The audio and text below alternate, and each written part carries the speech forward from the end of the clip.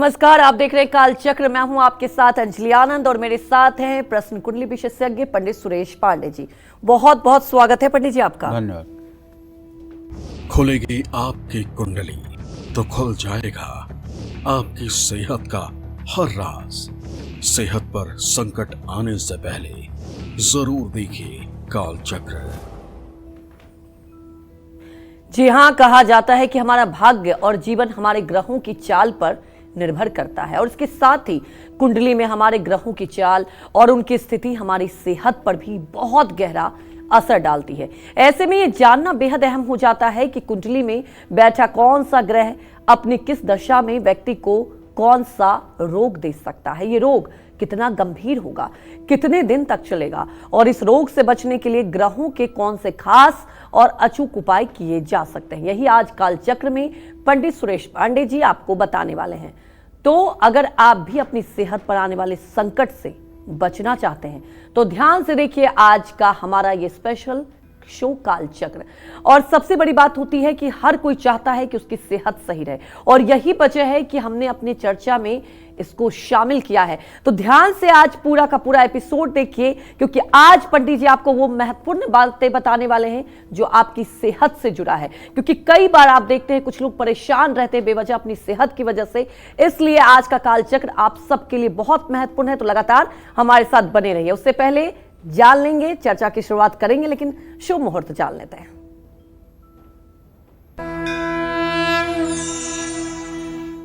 आज 13 जून 2025 दिन शुक्रवार है।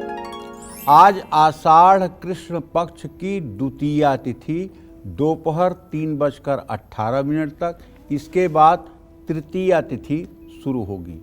पूर्वाषाढ़ नक्षत्र रात 11:21 तक, इसके बाद उत्तराषाढ़ नक्षत्र शुरू होगा। शुक्ल योग दोपहर 1:48 तक, इसके बाद ब्रह्म योग शुरू होगा। इसी क्रम में आज के कुछ अशुभ मुहूर्त भी हैं, जैसे राहु काल सुबह 10:30 बजे से दोपहर 12 बजे तक, यमगंड काल दोपहर 3:51 से शाम 5:35 तक। इन अशुभ समयों में यात्रा के लिए प्रस्थान और किसी नए कार्य का शुभारंभ करने से बचना चाहिए। जय मां विंध्यवासिनी। तो अपनी चर्चा की शुरुआत करते हुए सबसे पहले बात कर लेते हैं सूर्य ग्रह की।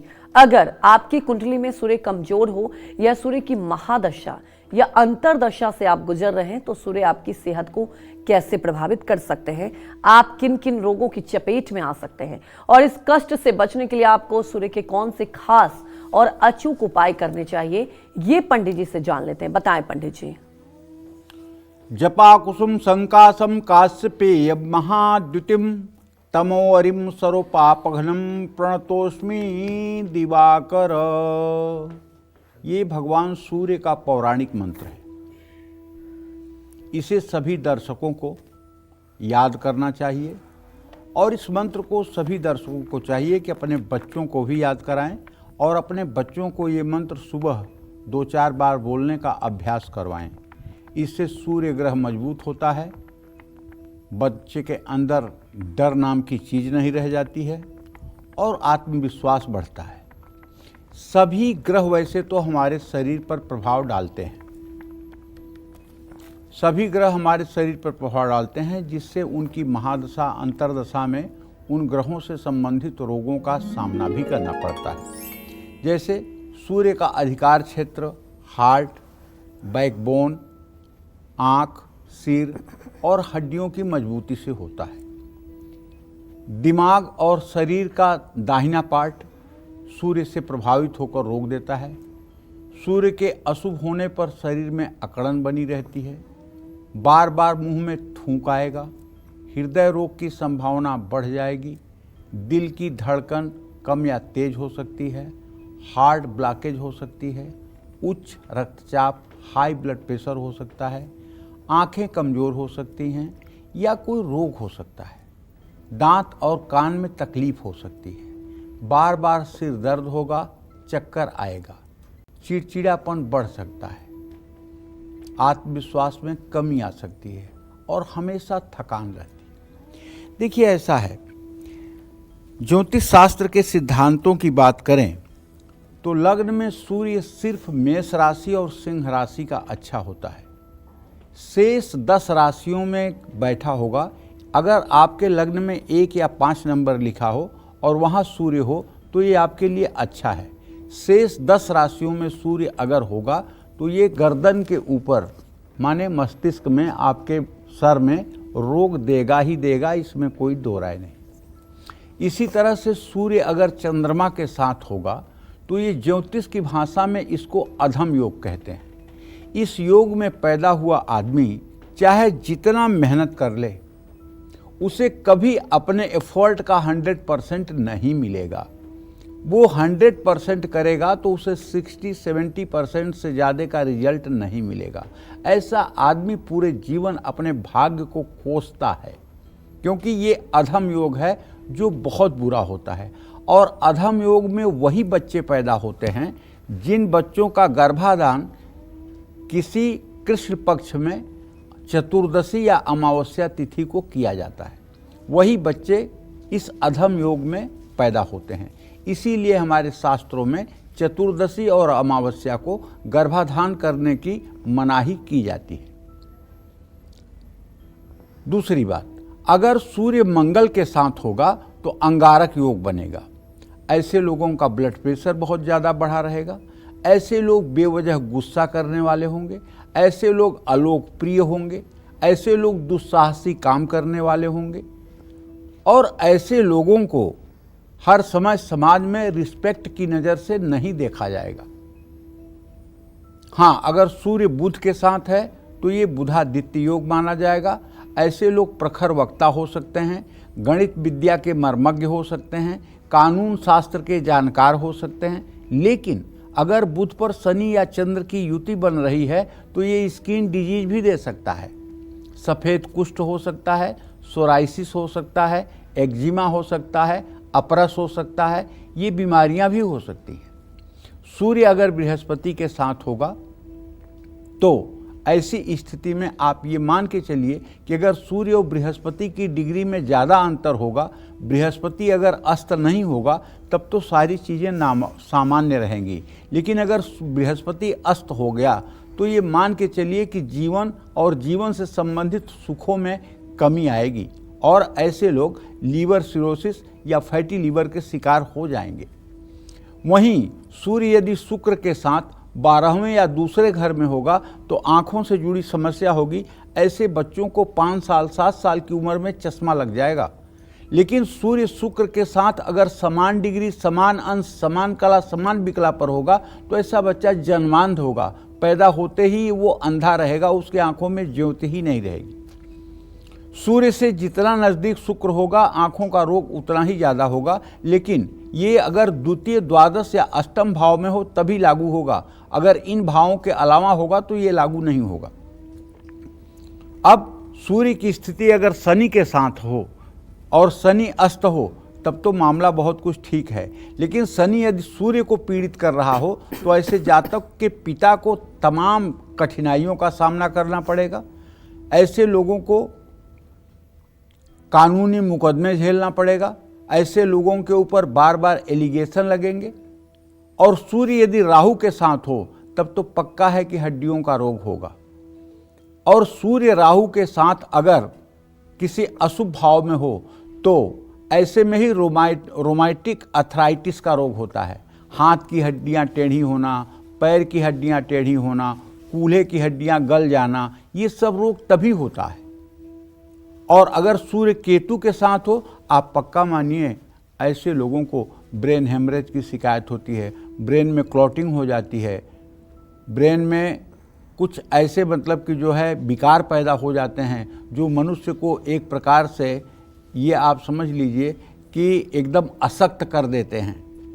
ऐसे योग में ही लोगों के मस्तिष्क की सर्जरी भी होती है।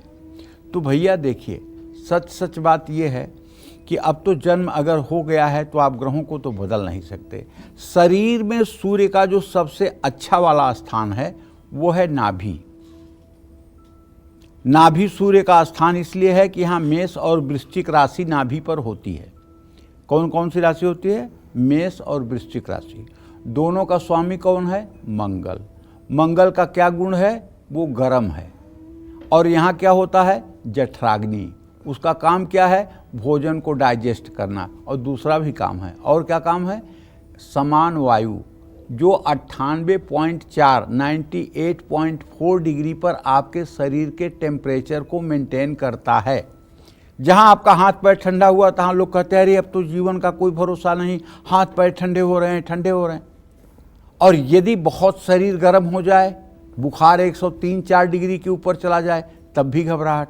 तो यहाँ जो समान वायु नाभि के नीचे होती है, इसके दूषित होने पर बुखार या शरीर में ठंडापन आता है। तो यहाँ का उच्चस्थ ग्रह कौन है? सूर्य, क्योंकि मेष राशि सूर्य की उच्च राशि है। समझ में आ गई होगी बात। तो कहने का मतलब यह है कि अगर सूर्य यहाँ नहीं होगा, मंगल यहाँ नहीं होगा और यहाँ खासकर चंद्रमा हो जाएगा तो डाइजेशन की दिक्कत हो जाएगी, समान वायु ऊपर नीचे होगी, बार बार बुखार की शिकायत होगी। अच्छा, दूसरा स्थान भी सूर्य का है। कहाँ? दाहिनी आँख के ऊपर। दाहिनी आँख के ऊपर यहाँ सिंह राशि है और ये मतलब कि जो है सूर्य का स्थान है। अब अगर दाहिनी आँख के ऊपर यानी सिंह राशि में आपका सूर्य है तो ऐसे लोग ये इसको कहते हैं क्या? इसको कहते हैं योजना चक्र, और इसको कहते हैं एक्टिवेशन चक्र, मतलब कार्यकुशलता का क्षेत्र है। जो जिन लोगों का सिंह राशि में सूर्य होता है, ऐसे लोग किसी चीज़ की प्लानिंग नहीं करते हैं, बल्कि उनके सामने जो प्रपोजल आता है उसको करना शुरू कर देते हैं और अंत तक उसको सही से करके परिणाम तक पहुंचा देते हैं। ये आप व्यक्तित्व में लोगों के देख सकते हैं। अगर तीसरे, छठवें और 11वें भाव में सूर्य की स्थिति है तो आप पक्का मानिए कि सूर्य कभी बुरा नहीं होगा। दूसरी बात जो एक सबसे इम्पॉर्टेंट है वो ये है कि सूर्य और चंद्रमा दो ग्रह ऐसे हैं जो कभी मार्केस नहीं होते, जो कभी मृत्यु नहीं देते। सूर्य और चंद्रमा दो ऐसे ग्रह हैं जो कभी मृत्यु नहीं देते। ये भी बात समझने की है। तो तीसरे, छठवें और 11वें घर का स्वामी अगर सूर्य होगा और उसकी दशा महादशा चलेगी तो वो कभी बुरा फल भी नहीं देगा। ये भी बात एक समझने की है। लेकिन सूर्य अगर मेष राशि के 10 डिग्री पर होगा तो आप पक्का मानिए कि दरिद्र कुल में जन्मा हुआ भी बालक राजा के समान होगा। लेकिन अगर सूर्य तुला राशि के 10 डिग्री पर होगा तो आप ये मानिए कि कुबेर का बेटा भी भीख मांग के मरेगा। ये सब प्रकार के राजयोग को नष्ट करने वाला योग होता है। अब इन योगों से बचने के लिए जो सबसे सटीक उपाय है वो मैं आपको बताता हूँ। सटीक उपाय ये है कि नित्य प्रातः सूर्य को जल देना चाहिए और कम से कम एक माला गायत्री मंत्र का जप करना चाहिए। ओम आकृष्णेन रजसा वर्तमानो निवेशयन् मृतं मर्त्यं च हिरण्येन सविता रथेन देवो जाति भुवनानि पश्यन्। इस मंत्र का 108 बार जप करें। आदित्य हृदय स्तोत्र का पाठ करें। रविवार को पीपल के पेड़ की पूजा करें। गुड़ और गेहूं का दान करें। रविवार के दिन नमक कम खाएं। ये भी उपाय हो सकते हैं। रविवार के दिन सरसों के तेल का उपयोग न करें। अगर सूर्य खराब है तो रविवार के दिन ब्रह्मचर्य का पालन जरूर करें। जय मां विंध्यवासिनी। सूर्य ग्रह के बाद अब बात होगी चंद्रमा की। चंद्रमा हमारे शरीर के किन हिस्सों पर अपना प्रभाव डालता है? कुंडली में चंद्रमा कमजोर होने पर या चंद्रमा अपनी महादशा या अंतरदशा में व्यक्ति को कौन कौन सी बीमारियां दे सकती है? साथ ही चंद्रमा से होने वाली बीमारियों से बचने के लिए हमें कौन से खास और अचूक उपाय करने चाहिए, ये भी पंडित जी से जान लेते हैं और समझते हैं। बताएं पंडित जी। देखिए, चंद्रमा का अधिकार क्षेत्र जो है वो हमारा मस्तिष्क है, हार्मोन्स है, छाती है, मानसिक स्थिति है। चंद्रमा मन का कारक ग्रह है। सबसे ज़्यादा ये मन को प्रभावित करता है। ओम चंद्रमा मनसो जातः। और शरीर का बायां पार्ट जो है इस पे पूरा चंद्रग्रह हावी होता है।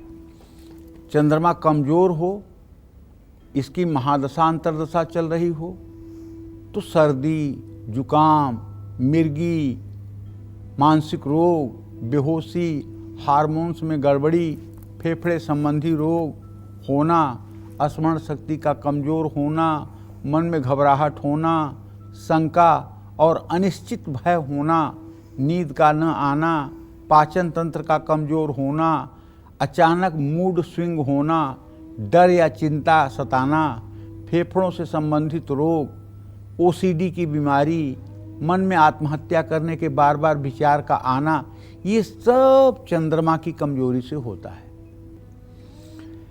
चंद्रमा लग्न में अगर वृषभ राशि या कर्क राशि का होगा तभी अच्छा होगा। शेष राशियों में अगर मित्र राशि और अपने नवमांश में होगा तभी अच्छा होगा, वरना रोगदायक होगा। चंद्रमा यदि सूर्य के साथ होगा तो अधम योग कहलाएगा और ऐसा व्यक्ति चाहे जितना परिश्रम कर ले वो अपने पुरुषार्थ का पूरा लाभ कभी नहीं पाएगा।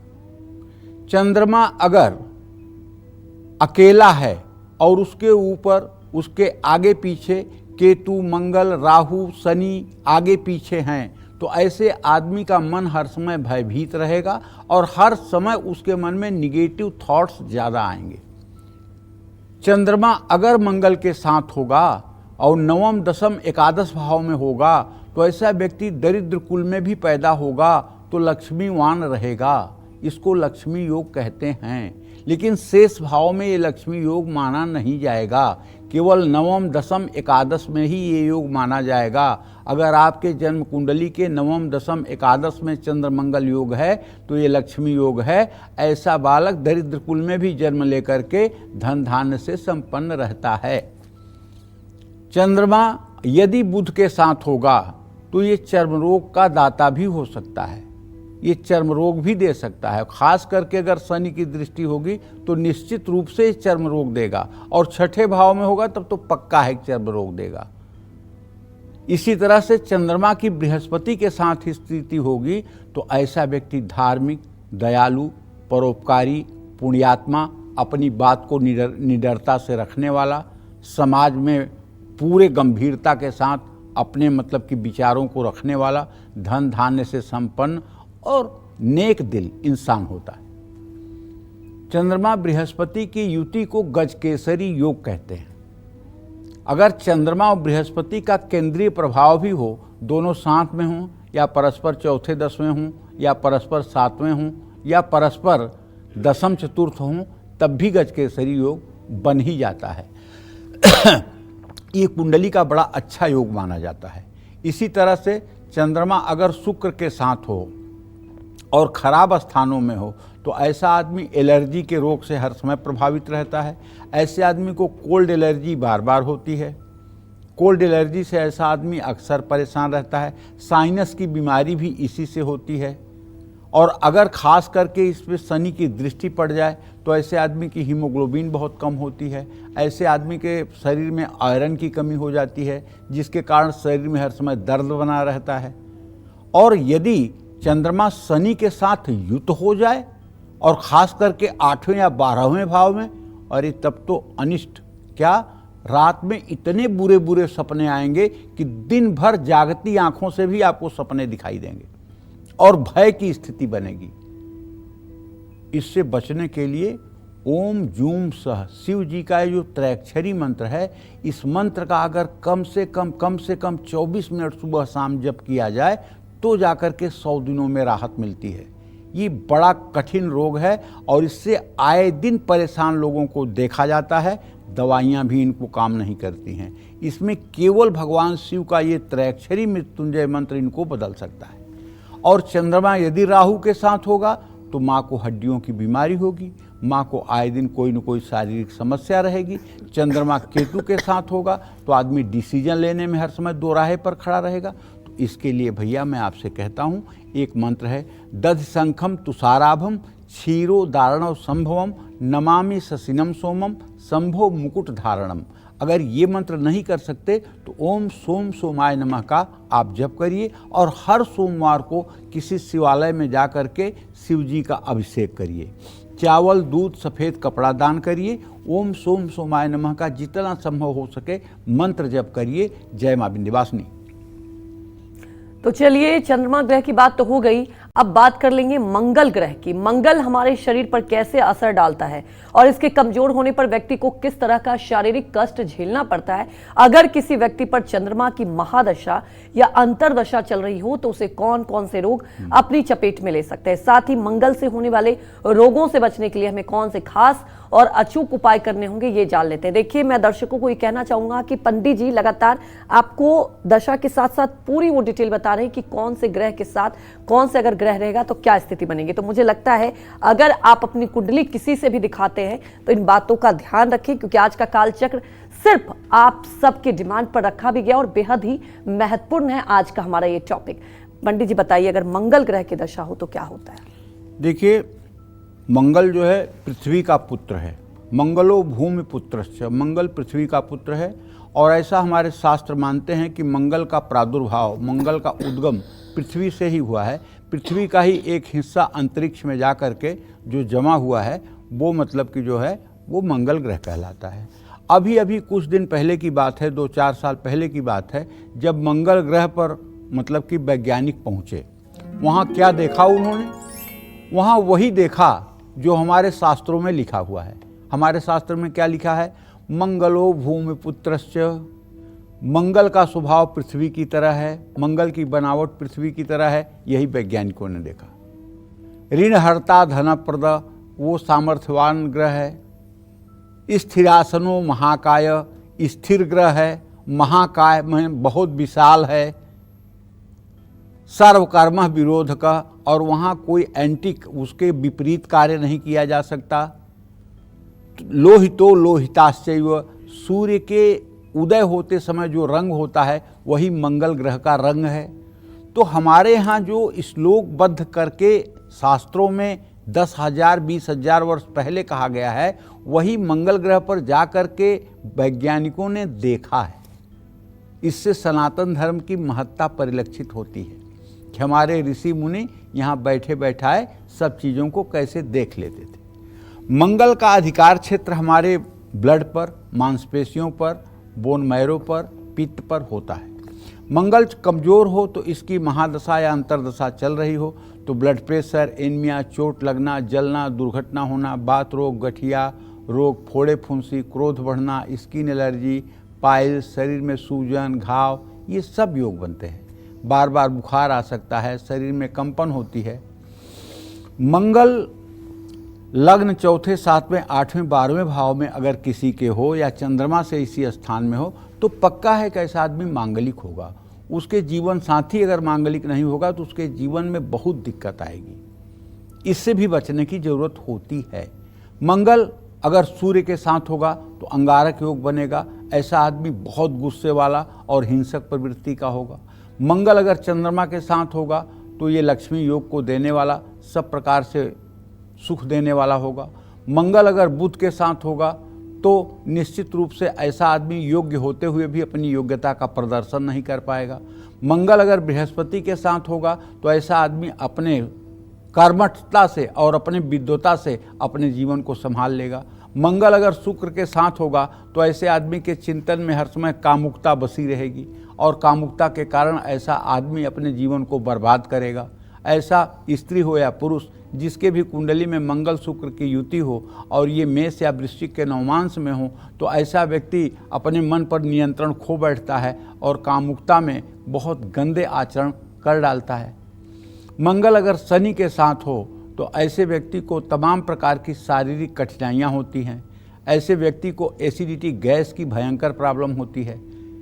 और मंगल अगर राहु के साथ हो तो आकस्मिक चोट चपेट, दुर्घटना का भय बना रहता है।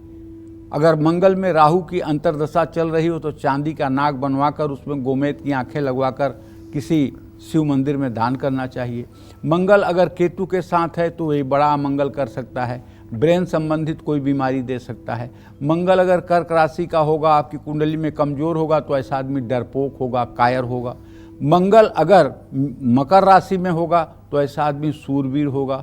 अगर आपके दाहिने हाथ के अंगूठे का ऊपरी हिस्सा बहुत छोटा है तो मंगल का ये प्रभाव आप मान के चलिए कि ऐसा व्यक्ति अपराधी होगा, ऐसा व्यक्ति क्रिमिनल होगा, ऐसा आदमी हत्यारा होगा। तो ये सब चीज़ें जानिए। इसके लिए मंगल का मंत्र है ओम अग्निर्मूर्धा दिवः ककुत्पतिः पृथिव्याः अयम अपाग्वं रेता ग्वंस जिन्मति धरणीघम गर्भ संभूतम विद्युत कांत समप्रभम कुमारम शक्तिहस्तम च मंगलम प्रणमाम्यहम। मंगलवार को हनुमान चालीसा का पाठ करें और हनुमान चालीसा के पाठ के साथ साथ जैसे भी हो सके हनुमान जी की उपासना करें। मसूर की दाल, तांबा, लाल कपड़ा दान करें। मंगलवार को पीपल की 8 परिक्रमा करें। पीपल के पेड़ में जल चढ़ाएं। हो सके तो रक्तदान करें। सुंदरकांड का पाठ करें। जय मां विंध्यवासिनी। तो देखिए, अब बात कर लेते हैं बुध ग्रह से होने वाली बीमारियों की और उसके उपायों की। खराब बुध हमारे शरीर के किन हिस्सों पर अपना प्रभाव डालता है और इसके कमजोर होने या इसकी महादशा या अंतरदशा में व्यक्ति कौन सी बीमारियों से घिरा रहता है, साथ ही बुध से होने वाली बीमारियों से बचने के लिए हमें कौन से खास और अचूक उपाय करने चाहिए, ये जान लेते हैं पंडित जी से। बताएं पंडित जी। देखिए, बुध का अधिकार क्षेत्र, बुधे न बुद्धि सदन रच संस्था, ये साफ साफ पराशर होरा में लिखा हुआ है। क्या लिखा है? बुधे न बुद्धि सदन रच संस्था। बुध बुद्धि का कारक ग्रह है, बुध मामा का कारक ग्रह है, बुध मित्र का कारक ग्रह है और बुध त्वचा का कारक ग्रह है। तो बुध का अधिकार क्षेत्र हमारी त्वचा, नर्वस सिस्टम, बुद्धि, कान और वाणी पर होता है। बुध कमजोर होगा तो इसकी महादशा या अंतरदशा अगर चल रही है तो आप ये मान के चलिए कि स्किन डिजीज, मानसिक दुर्बलता, भ्रम, तुतलाहट, सूंघने की शक्ति का क्षीण होना, दांतों के रोग, एकाग्रता और याददाश्त में कमी होगी। बुध अगर अपनी उच्च राशि कन्या राशि का लग्न में होगा या कहीं भी होगा और उच्च नवांशक में होगा तो ऐसा व्यक्ति बुद्धिमान होगा। सूर्य बुध की युति होगी तो ऐसे व्यक्ति का प्रोफेशन या तो वो चार्टर्ड अकाउंटेंट बनेगा या तो वो एडवोकेट बनेगा। बुध और सूर्य की अगर अच्छी युति है तो यही होगा और वो जज भी बन सकता है। लेकिन अगर बुध चंद्रमा के साथ होगा तो निश्चित रूप से ऐसे व्यक्ति को अपने मामा या मौसी के द्वारा पालित होना पड़ेगा। बुध अगर मंगल के साथ होगा तो ऐसे व्यक्ति को कम उम्र में ही बहुत ज़्यादा जिम्मेदारियों का सामना करना पड़ेगा। बुध बृहस्पति के साथ होगा तो प्रगल्भ योग कहलाएगा। इस योग का व्यक्ति अगर अपनी बात को कहने पर आ जाए तो अपनी बात को 2 मिनट में पूरी सभा में ऐसे समझा देगा कि सबके दिलों पर राज करेगा। इसको कहते हैं प्रगल्भ योग। ये योग तभी निष्प्रभावी होता है जब इसके साथ सूर्य हो जाए और ये दोनों ग्रह अस्त हो जाएं। तब ऐसा व्यक्ति सभा जड़ हो जाता है, वो बोल नहीं पाता है। लेकिन अगर बुध और बृहस्पति हैं साथ में, प्रगल्भ योग बना हुआ है, तो ऐसा व्यक्ति समाज पर अपना आधिपत्य स्थापित कर लेता है। अगर बुध शुक्र के साथ है तो भी जीवन में अच्छे संस्कारों वाला व्यक्ति बनता है। बुध शनि के साथ है तब भी कुछ बुरा नहीं होता है। बुध राहु के साथ है तो त्वचा का रोग होता है। सोराइसिस ज़्यादा ऐसे लोगों को परेशान करता है। बुध अगर केतु के साथ है तब भी त्वचा का ही रोग प्रभावित करता है। ऐसे में दुर्गा सप्तशती का पाठ करना चाहिए। पूरी दुर्गा सप्तशती नहीं पढ़ सकते तो केवल कवच का पाठ कर लीजिए। मूंग और हरी वस्तुएं दान करिए। ओम बूम बुधाय नमः इस मंत्र का जप करिए। भगवान गणेश की यथासंभव पूजा अर्चना कीजिए। जय मां विंध्यवासिनी। पंडित जी आपको बता रहे हैं कि कैसे ग्रहों की स्थिति और उनकी दशाओं को देखकर व्यक्ति की सेहत के बारे में जाना जा सकता है। अगर आप भी अपनी हेल्थ रिपोर्ट जानना चाहते हैं तो अपनी कुंडली खोल लीजिए और अपने ग्रहों की चाल पर गौर कीजिए, क्योंकि आपके ग्रहों की चाल बताएगी आपकी सेहत का हाल, और इसमें आपकी पूरी मदद करेंगे पंडित सुरेश पांडे जी। तो आज की चर्चा को आगे बढ़ाते हुए अब बात कर लेते हैं गुरु ग्रह की। हमारे शरीर पर गुरु ग्रह का अधिकार क्षेत्र कहां कहां होता है, कुंडली में बैठा खराब गुरु ग्रह कैसे हमारी सेहत पर बुरा असर डालता है, गुरु की महादशा और अंतरदशा में व्यक्ति कौन कौन सी बीमारियों को झेलता है, साथ ही कौन से खास उपाय करके कमजोर और खराब गुरु को कारण होने वाले रोगों से भी बचा जा सकता है, ये जानते हैं पंडित जी से। बताएं पंडित जी। पहले आप ये जान लीजिए कि बृहस्पति जो है इसको महर्षि पाराशर कहते हैं कि जीवो जीवित सुखदः, जीवन और सुख का कारक ग्रह जो है, किसी व्यक्ति के जीवन और सुख का अगर आपको मूल्यांकन करना है तो तो उसके कुंडली में बृहस्पति का अध्ययन कर लीजिए। अगर बृहस्पति अच्छा है तो विपरीत से विपरीत परिस्थिति में भी व्यक्ति को दीर्घायु जीवन और सुख की प्राप्ति होगी। एक इकलौता बृहस्पति ही यह सब कुछ देने में सामर्थ्यवान है। और अगर बृहस्पति अच्छा नहीं है, बृहस्पति नीच राशि, नीच नवांशक या अस्त स्थिति में है, तो चाहे जितना पुरुषार्थ कर लीजिए, जीवन में धन भी मिल जाए, परिवार भी मिल जाए, लेकिन शांति नहीं मिलेगी। हर समय आप गर्म तवे पर बैठे हुए जलते रहेंगे। गुरु का शरीर में जो अधिकार क्षेत्र है वो हमारा लीवर है।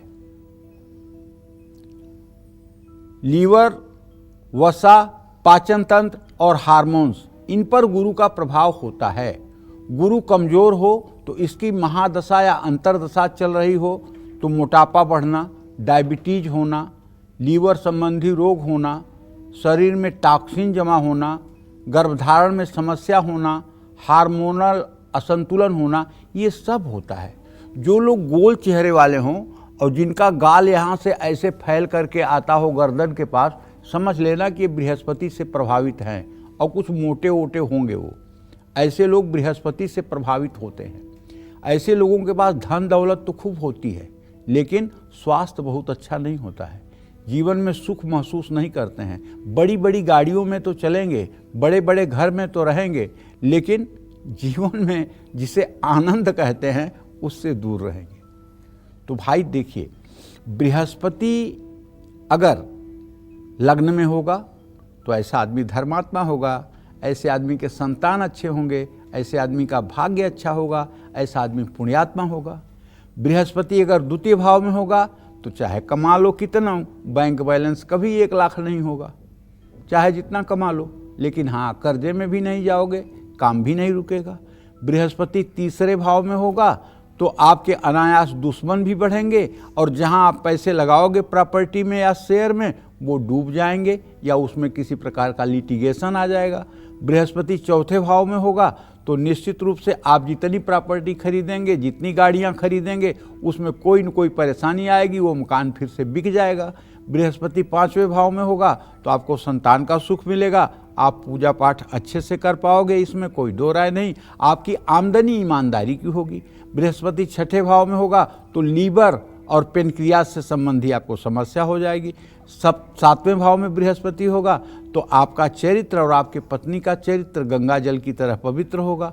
8वें भाव में बृहस्पति होगा तो आपके पितर असंतुष्ट हैं, नाराज हैं, लेकिन अगर आप धर्मशाला बनवा दें या कोई मतलब कि सार्वजनिक निर्माण करवा दें, मंदिर बनवा दें, तो ये दोष दूर हो जाएगा। अगर 9वें भाव में बृहस्पति है तो आप दानवीर कर्ण हैं। अगर आपके 10वें भाव में बृहस्पति है तो कुछ पूछना ही नहीं है, आप जो चाहेंगे वो करेंगे। 11 भाव का बृहस्पति आपको ईमानदारी से कमाई करवाएगा और 12वें भाव का बृहस्पति आपको उत्तम कुल में पुनः जन्म देने का संकेत कर रहा है।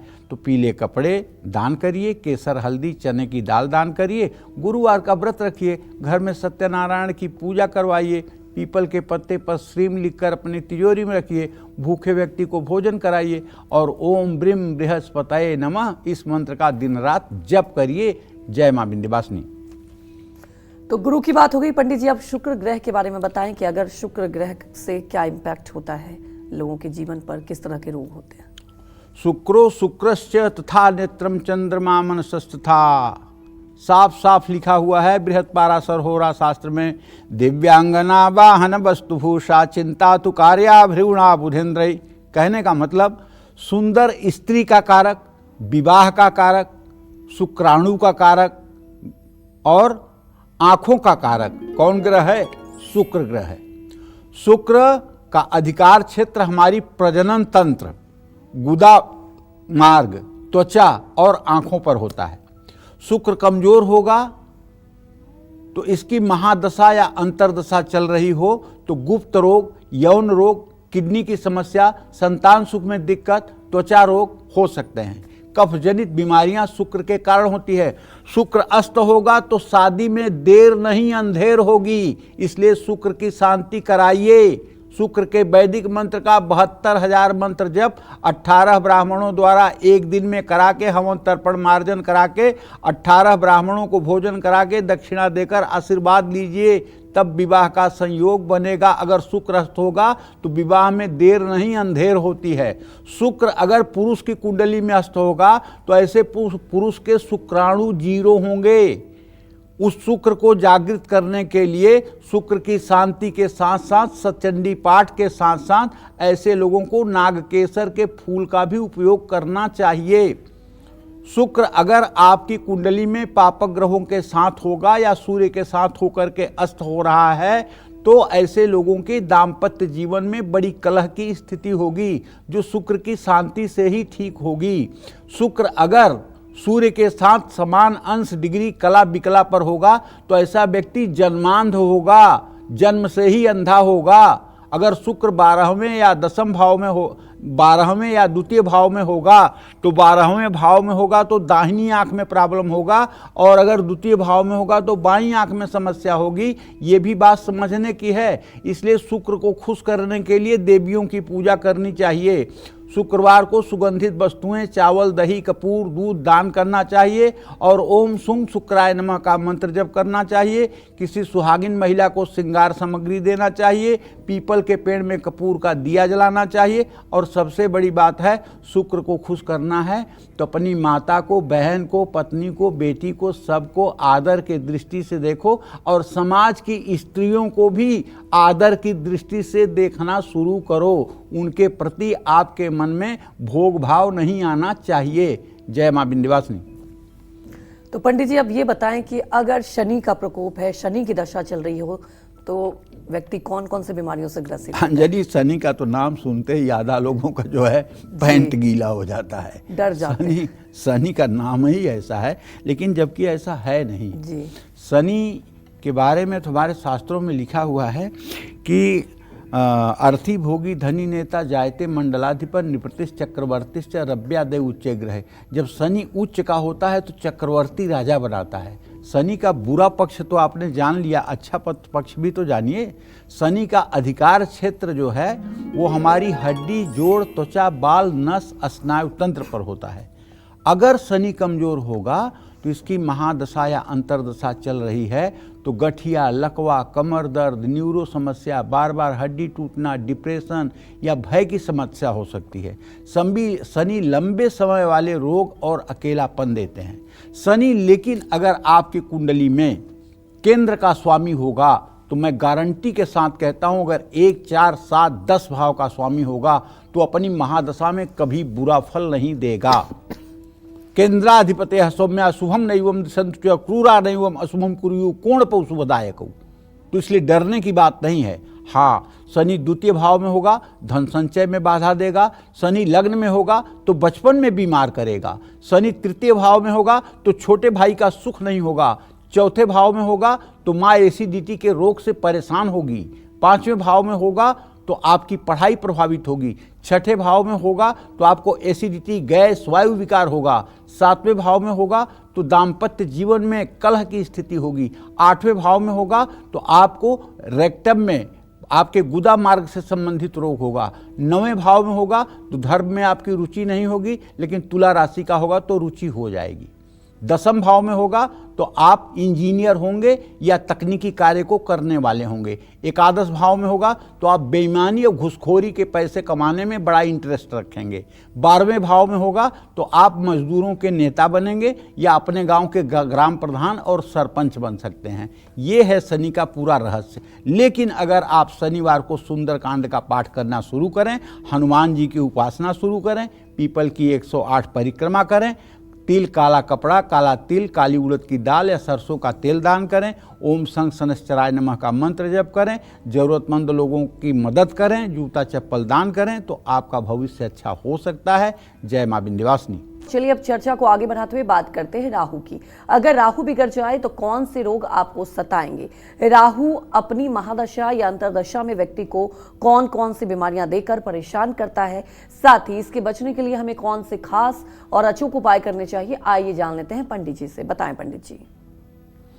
कुंडली में अगर राहु वृश्चिक या धनु राशि का होगा तो इसकी महादशा और अंतर्दशा जब भी चलेगी तो मानसिक रोग होगा, भ्रम की स्थिति होगी, डरावने सपने आएंगे, भूत प्रेत का डर होगा, तंत्र मंत्र का डर होगा, जादू टोने का डर होगा, नशे की लत लग जाएगी, स्किन डिजीज हो जाएगी, कैंसर, फोड़े फुंसी, इन्फेक्शन बढ़ने की संभावना होगी।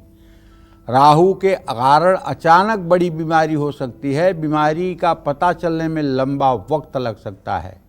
राहु एक ऐसा ग्रह है, अगर ये वृश्चिक और धनु राशि का है तो जब ये अपनी महादशा में चलेगा, अगर उच्च नवांशक में वृषभ या मिथुन के नवांशक में नहीं होगा तो विश्वास करिए ऐसे आदमी की जिंदगी एकदम पंगु हो जाती है। ऐसा आदमी नशे का एडिक्ट हो सकता है, बाइपोलर डिसऑर्डर की बीमारी हो सकती है, एकदम गुस्सा करने की प्रवृत्ति हो सकती है, तोड़ फोड़, कीमती सामान तोड़ना, घर में उत्पात मचाना, माता पिता को प्रताड़ित करना, सब लक्षण जो है राहु खराब के हैं। तो भैया हम तो आपसे हाथ जोड़ के कहेंगे कि अगर राहु खराब है तो आपको भगवती दुर्गा की आराधना करनी चाहिए। नित्य प्रातः आपको दुर्गा सप्तशती के कवच का पाठ सुबह शाम करना चाहिए। शनिवार को 7 तरह के अनाज और एक कंबल ये किसी ज़रूरतमंद को दान करना चाहिए। काले कपड़े और नारियल भी दान कर सकते हैं। और राहु का मंत्र ओम राम राहवे नमः, इस मंत्र का शनिवार के दिन पीपल के पेड़ के नीचे बैठ करके आपको 10 माला जप भी करना चाहिए। शिवलिंग बनाकर अभिषेक करना चाहिए। किसी भी भूखे व्यक्ति को मीठा भोजन भी कराना चाहिए। जय मां विंध्यवासिनी। तो चलिए अब बात करते हैं आज के लकी ईमेल कुंडली विजेता की। और आज के हमारी ईमेल कुंडली विजेता हैं हरियाणा की रहने वाली दर्शना, और इन्होंने हमें मेल करके अपनी समस्याओं के समाधान और भविष्य के बारे में जानना चाहा है। पंडित जी इनकी डिटेल में आपको बता दूं, 7/7/1970 7:15 इवनिंग में जन्म हुआ है, भिवानी हरियाणा में। इन्होंने सवाल पूछा है कि वर्तमान समय में ग्रहों की चाल कैसी है, ये मेरे लिए शुभ है या शुभ, क्या मैं मांगलिक हूँ, पिछले कुछ समय से सेहत खराब रहती है, कब तक स्वास्थ्य में सुधार होगा, उपाय बताएं। दर्शना जी, आपका जन्म धनु राशि और धनु लग्न और सिंह राशि में हुआ है। आप तो बड़ी ही चमत्कारी महिला हैं, इसमें कोई दो राय नहीं। लेकिन 20 जनवरी 2023 से आपका राहु में शनि का अंतर चल रहा है, जो आपके सेहत के लिए बहुत ज़्यादा खराब है। क्योंकि शनि आपके कुंडली में पंचम भाव संतान भाव में नीच राशि का होकर के बैठा हुआ है, जो आपके संतान भाव और आपके सुख को प्रभावित करता है। जहाँ तक मंगली का योग है तो मंगल आपके 7वें घर में जरूर बैठा है। कोई कम ज्योतिष का जानकार आदमी आपको मंगली कह सकता है, लेकिन चूंकि मंगल अस्त है और मंगल पर बृहस्पति की दृष्टि है, इसलिए आपका मांगलिक दोष मान्य नहीं है। आप मांगलिक नहीं हैं, ये पूरे गारंटी के साथ मैं कह सकता हूँ। और दशा आपकी बहुत खराब चल रही है। आपको रोज महामृत्युंजय मंत्र के मंत्रों का 10 माला जप करना चाहिए, शिवालय जाना चाहिए, शिवालय में भगवान शिव की पूजा आराधना करनी चाहिए। इससे आपका भविष्य ठीक होगा। अभी राहु की दशा चल रही है। राहु 3रे भाव का स्वामी है, जो 27 नवंबर 2025 के बाद आपके जीवन में खुशियां लाएगा। इसलिए आप चिंता ना करें, आप भगवान शिव की आराधना करें, महामृत्युंजय मंत्र का जप करें, इससे आपका जीवन ठीक हो जाएगा। जय मां विंध्यवासिनी। चलिए अब बात करते हैं केतु ग्रह से होने वाली बीमारियों और उसके उपायों की। कमजोर और खराब केतु हमारे शरीर के किन हिस्सों पर अपना प्रभाव डालता है, और इसके कमजोर होने या इसकी महादशा और अंतरदशा में व्यक्ति कौन सी बीमारियों से घिरा रहता है, साथ ही केतु से होने वाली बीमारियों से बचने के लिए हमें कौन से खास और अचूक उपाय करने चाहिए, ये जान लेते हैं पंडित जी से। बताएं पंडित जी। देखिए, केतु का अध्ययन करने के पहले हर व्यक्ति को चाहिए, और खास करके ज्योतिषी लोगों को चाहिए, हाथ जोड़कर प्रार्थना है कि समाज में भ्रम मत पैदा करिए कि काल सर्प योग है। ये काल सर्प योग ज्योतिष का कोई योग नहीं है। समाज के लोगों में एक गलत धारणा मत पैदा कीजिए कि काल सर्प दोष है, इसलिए विवाह नहीं हो रहा है, इसलिए पढ़ाई नहीं हो रही है। अरे आप बुराई ढूंढना चाहो तो कितना भी ढूंढ लो, लेकिन राहु केतु कौन सा काल सर्प योग देते हैं, किस शास्त्र में लिखा हुआ है, कहाँ लिखा हुआ है, सबको आप कह देंगे कि इसकी पूजा करवा लीजिए राहु केतु की। कोई फायदा होता है ऐसे बेचारों को? तो देखिए, केतु के बारे में 2 चीजें जानिए। एक तो तमोयत केतु यम फलम, केतु मंगल के सदृश फल देने वाला ग्रह है। दोनों की महादशाएं 7 साल की ही होती हैं, और केतु का बहुत कुछ स्वभाव मंगल से मिलता है। और दूसरी बात जो बृहद पाराशर होरा शास्त्र में लिखा हुआ है वो बात मैं आपसे कहना चाहता हूँ। यद्यद भाव गते राहु केतुश्च जनने नृणाम यद्यद भावे संयुक्तम तत्फलम प्रतिषेधलम। केतु जिस ग्रह के राशि में होता है उस ग्रह का जैसा बलाबल होता है वैसा फल करता है। केतु न तो पापक ग्रह है और न तो पुण्य शुभ ग्रह है। केतु स्थान के हिसाब से फलादेश करता है। केतु का अधिकार क्षेत्र जो है वो बैकबोन है और बैकबोन से नीचे का हिस्सा है, पाचन तंत्र है, पैर के तलवे हैं। कुंडली में केतु अगर कमजोर होगा तो इसकी महादशा या अंतरदशा चल रही होगी तो ऐसे लोगों को रहस्यमयी रोग होते हैं जिनका पता नहीं चल पाता है। मानसिक रूप से व्यक्ति विचलित रहता है। पाइल्स, बवासीर, गैस, ये सब रोग भी केतु की ही दशा में होते हैं। ऐसा व्यक्ति खुद को नुकसान पहुंचा सकता है। मैं आपसे इतना ही कहना चाहूँगा कि केतु अगर खराब हो तो आपको बुधवार के दिन एक सफ़ेद झंडा किसी धर्म स्थान में लगाना चाहिए और शनिवार को तिल, कंबल या नीले रंग के कपड़े दान करना चाहिए। ओम केतु कृण्वन्न केतवे पेशो मर्या अपेश से समशब्दि प्रजायथा, या तो इस मंत्र का जप करें या ओम केंग केतवे नमः का जप करें। ये भी नहीं कर सकते तो कोई बात नहीं, ओम गंग गणपतये नमः इसी मंत्र का 10 माला जब 100 दिन कर लीजिए, केतु कितना भी खराब होगा ठीक हो जाएगा। और ज़रूरतमंद लोगों में आपको शनिवार को लड्डू बांटना चाहिए। जय मां विंध्यवासिनी। पंडित जी, हमारे दर्शकों को आपने इतनी महत्वपूर्ण जानकारी दी, आपका बहुत बहुत धन्यवाद। धन्यवाद। और उम्मीद यही करते हैं कि आपको भी आज का हमारा विषय बहुत पसंद आया होगा। कल फिर एक नए विषय और आपकी परेशानियों को दूर करने के लिए ढेरों उपाय लेकर आएंगे हम पंडित सुरेश पांडे जी के साथ। तब तक कालचक्र की पूरी टीम को आप अनुमति दीजिए और देश दुनिया की खबरों को देखते रहने के लिए देखते रहिए News 24। नमस्कार।